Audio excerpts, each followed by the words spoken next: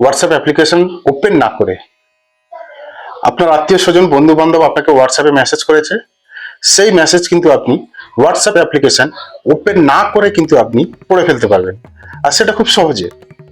আপনারা হয়তো অবাক হতে পারেন যে হোয়াটসঅ্যাপ অ্যাপ্লিকেশন ওপেন করব না, কিন্তু হোয়াটসঅ্যাপ মেসেজ কিভাবে পড়বো, এটা কি সম্ভব নাকি? একদম সম্ভব। অবাক হয়ে যাচ্ছেন? অবাক হলে হবে না, দেখতে হবে।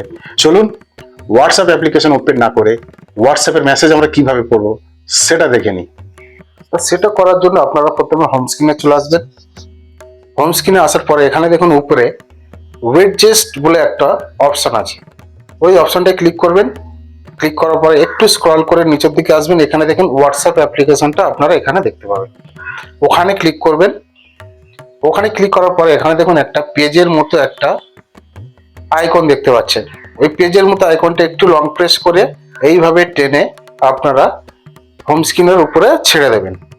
দেওয়ার পরে আগামী দিনে বা এর পরে যত হোয়াটসঅ্যাপে মেসেজ আসবে সব জিনিসটা কিন্তু এখান থেকে আপনারা দেখতে পারবেন, আর আপনার হোয়াটসঅ্যাপ অ্যাপ্লিকেশন ওপেন করতে হবে না, এখানেই অটোমেটিক শো করে যাবে।